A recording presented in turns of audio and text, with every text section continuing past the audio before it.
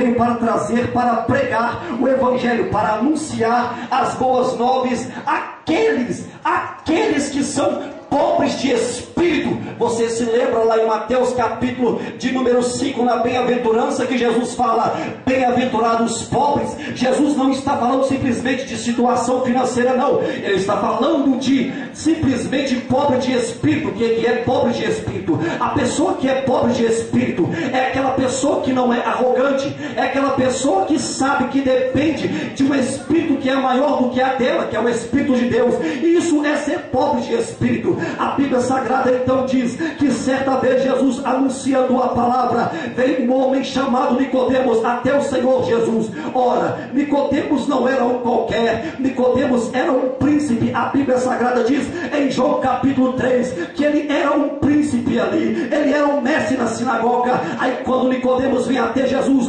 Jesus começa ali a ouvir Nicodemos, e a primeira coisa que Nicodemos faz é: mestre, sabemos que o Senhor é mestre em Israel, porque ninguém pode fazer os milagres que o Senhor faz se Deus não estiver com ele.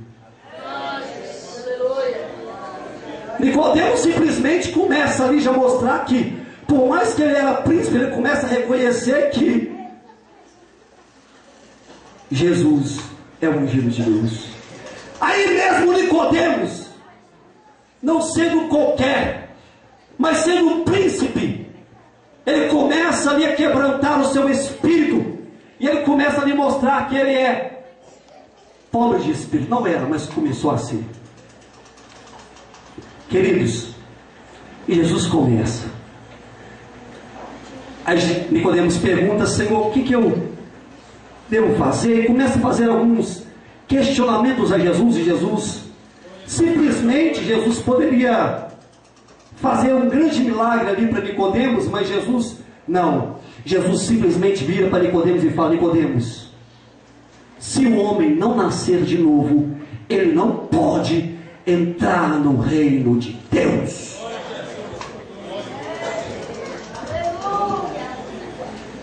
Nicodemos talvez tomou um susto. Aí Nicodemos começa a fazer aquelas perguntas que todos nós conhecemos: porventura o homem vai entrar no ventre da sua mãe e vai nascer de novo? E Jesus começa a falar: o vento sopra. E Jesus começa a dar algumas explicações, e vamos correr. E Jesus começa a explicar a Nicodemos o Evangelho. Eu estou falando aqui que Jesus ele veio para evangelizar os pobres. E Jesus está evangelizando Nicodemos. Ele fez a pergunta, agora ele recebe.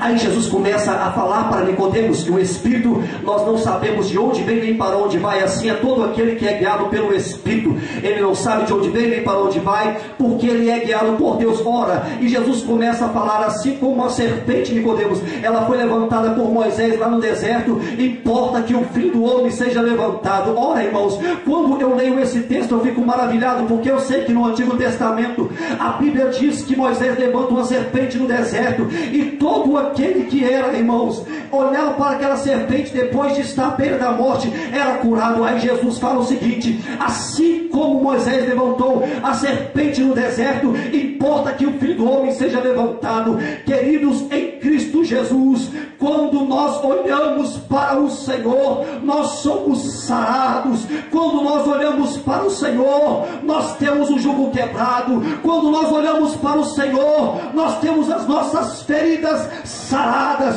Quando o homem ele é quebrando o teu espírito, e ele entende que ele não é mais dependente dele mesmo, mas que ele é dependente de Deus, ele recebe de Deus o teu milagre. Aleluia. Glória a Deus. Nicodemos era um mestre da lei.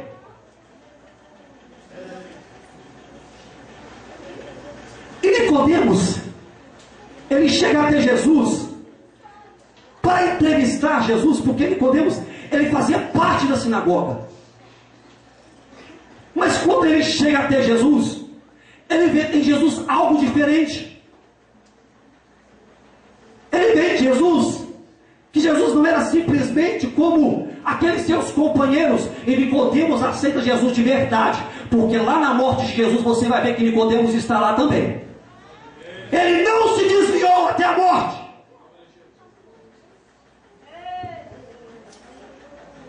E Nicodemos veio. Nicodemos estava acostumado a ver tudo aquilo que desde há tempos acontecia. Nicodemos estava acostumado a ver toda aquela rotina, até mesmo bem antes de Jesus vir, porque eles estavam ali seguindo a lei. Quando Nicodemos chega até Jesus, ele talvez por algum momento pensa em entrevistar Jesus. Jesus começa a pregar ali para Nicodemos o evangelho pleno, o evangelho verdadeiro, o evangelho da cruz, o evangelho da salvação e o evangelho da unção. A igreja não aguenta mais. Sabe por quê? Porque nesta última hora, irmãos, tem muitas pessoas por aí, tem muitos doutores por aí, que não são pobres de espírito, pessoas que têm o nariz empinado, aí acha que sabe demais, pensa que pode demais. Existem muitos aí, irmãos, nesta última hora, a igreja não aguenta mais. O que nós mais vemos no dia a dia é, irmãos, as pessoas querendo estudar Jesus, querendo simplesmente ver Jesus ali como um elemento da teologia que deve ser estudado, esquece da unção, aí começa a fazer como na sinagoga. Não, irmãos, Jesus é aquele que tem a unção. Não se deve ali pegar Jesus e achar que Jesus é simplesmente aquele que deve ser estudado.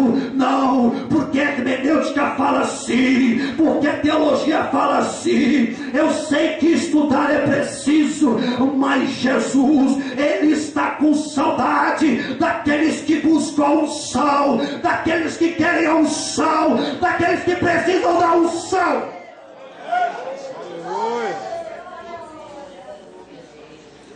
Como diz certo irmão por aí, querem fazer uma anatomia de Jesus. Quem conheceu a mente do Senhor? Está em Isaías. Eu preciso correr com o texto. O segundo propósito que Jesus foi ungido foi para dar vista ao cego.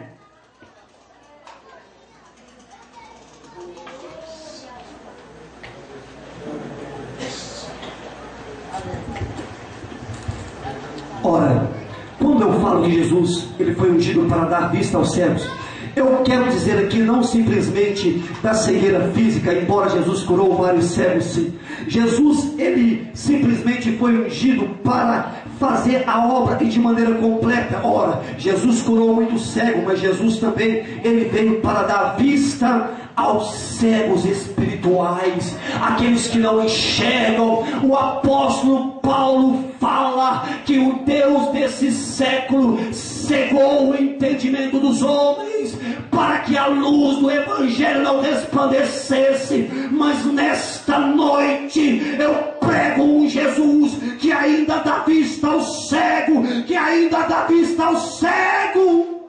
Glória a Deus. Santo, santo. Aí ele chega em Jericó. Quando Jesus chega em Jericó, a Bíblia Sagrada diz que havia um homem cego. Ora, Jesus veio para esse propósito. O texto que nós lemos diz que ele veio para dar vista ao cego. Havia um cego, Bartimeu, nós conhecemos o texto. A Bíblia diz em Marcos que Bartimeu estava sentado junto do caminho, e nós conhecemos o texto. Diz a Bíblia que quando Jesus está passando, Bartimeu grita: Jesus, filho de Davi, parece que o Senhor sabia que eu ia falar isso, eu não te comentei, mas Jesus está aqui, eu creio. Oh, de calabalaba, xandarabaraga. Glória a Deus. Levanta sua mão. Só aqueles que ainda têm visões espirituais.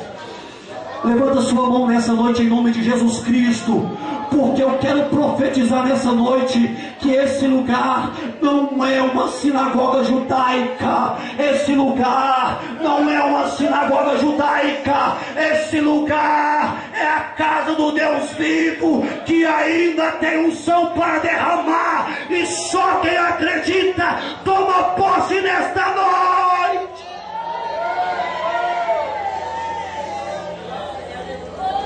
Nós não estamos em outro lugar senão a casa de oração. Jesus fala isso. Nós não estamos em outro lugar senão na casa de Deus. Aqui não é sinagoga. Glória a Deus.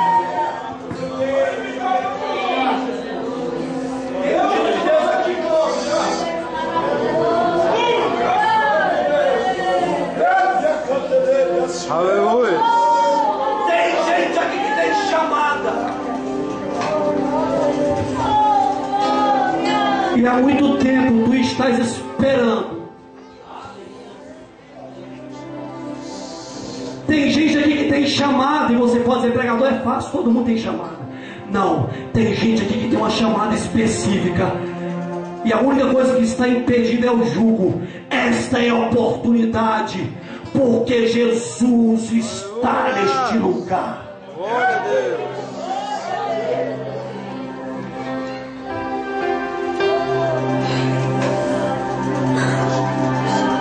Jesus, filho de Davi. Jesus para, e eles tentam calar Bartimeu, o cego. Jesus veio para dar vista ao cego, e queriam calar o cego. Aí Jesus e a multidão segue Jesus. E como um cego, ninguém dá crédito, porque ninguém dá crédito para aquele que não está na mídia. Ninguém dá crédito para aquele que não tem dinheiro. Quem não tem dinheiro, ninguém dá credibilidade. Ora, isso é o homem natural. Mas Jesus não olha de onde você é, de onde você saiu, qual é a sua formação. Você não precisa ter formação acadêmica para ter unção. O que mais irrita alguns teólogos é isso, porque Jesus às vezes pega aquele que não sabe nem verbalizar bem o português e enche ele da unção, enche ele da glória, enche ele do poder. Aí eles ficam sem entender. Sabe por quê? Porque Jesus não faz acepção de pessoa. Ele só procura aquele que tem o coração contrito.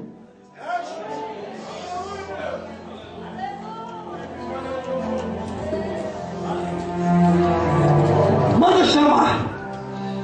Pensaram que Bartimeu ia ficar sem a resposta de Jesus. Ora, mas como Jesus não é um homem, porque se fosse um homem, Jesus ia passar direto, porque era apenas um cego, e tinha uma multidão abrindo alas.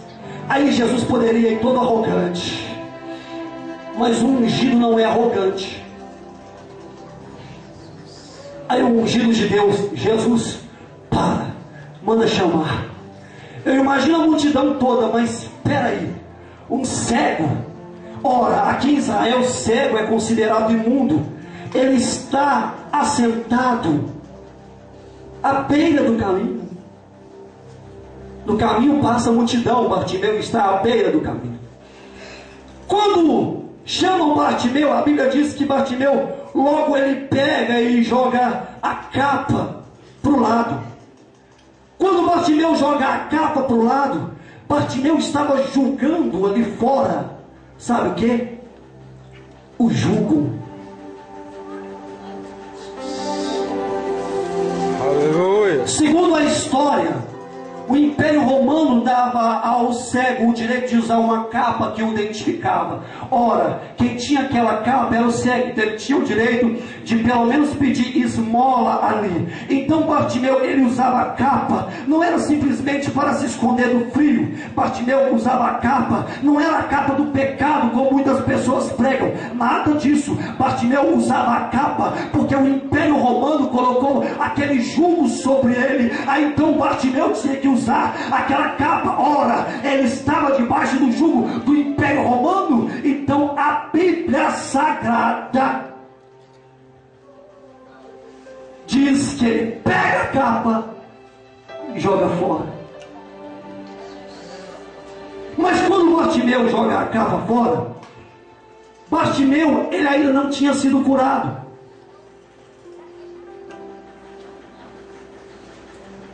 Se alguém visse ele sem capa, não seria boa coisa para ele. Cego tem que usar capa. Mas quando ele joga a capa fora, ele ainda não tinha sido curado. Mas aquele que tem fé, por antecipação, ele participa do milagre. Aleluia. Glória a Deus. Você tem fé nessa noite? O que tu precisa? O que você precisa? O que você precisa? O que você precisa? Porque a única, escuta, eu quero Deus vai tremer as estruturas de algumas pessoas aqui neste lugar, que nesta noite jogar essa capa fora por antecipação, e nos próximos dias verá o que Deus vai fazer na tua vida. Glória a Deus.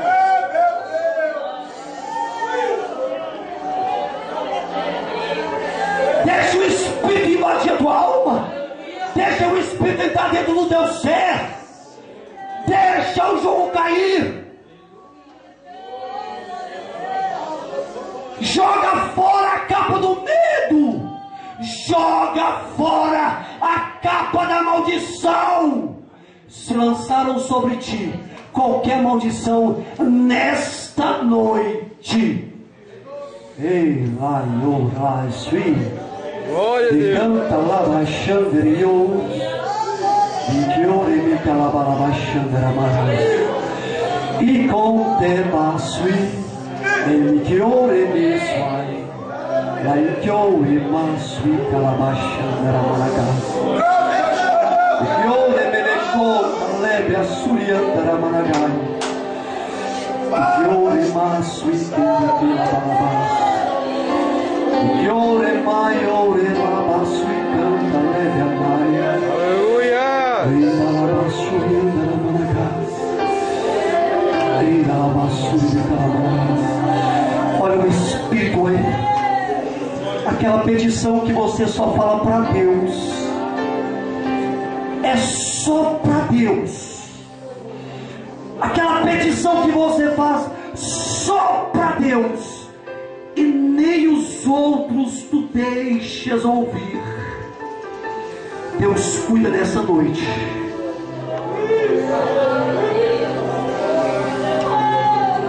O Espírito nesta noite, ele invade esse templo, como em Isaías capítulo 6, que diz que a glória encheu o templo. E depois ele enche o coração daqueles que creem. Aleluia. O Espírito invade nesta noite, como ele invadiu o cenáculo no dia de Pentecoste. Primeiro o cenáculo, depois os 120 que perseveraram. E se a igreja de Muratiba está perseverando ainda, levanta a sua mão e receba a unção do Espírito. Aleluia. Glória a Deus.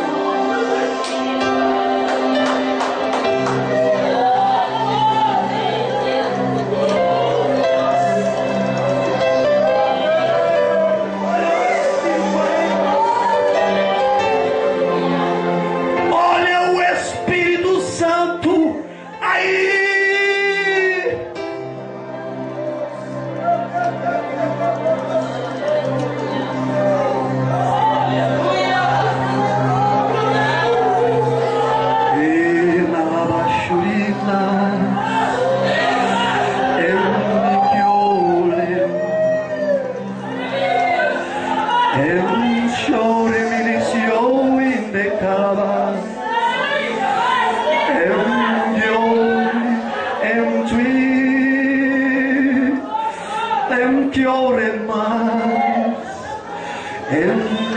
Glória a Deus.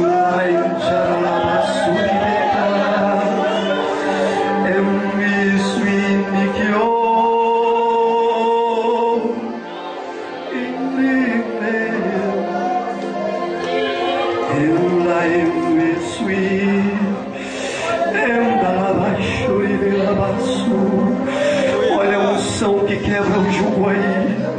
Olha a unção quebrando o jugo aí. Olha a unção que quebra o jugo aí. Aquele relacionamento está nas mãos do grande Jeová e Ele vai cuidar. Aleluia. Teu filho não vai carregar o jugo de Satanás, porque Deus os seus lábios vai purificar.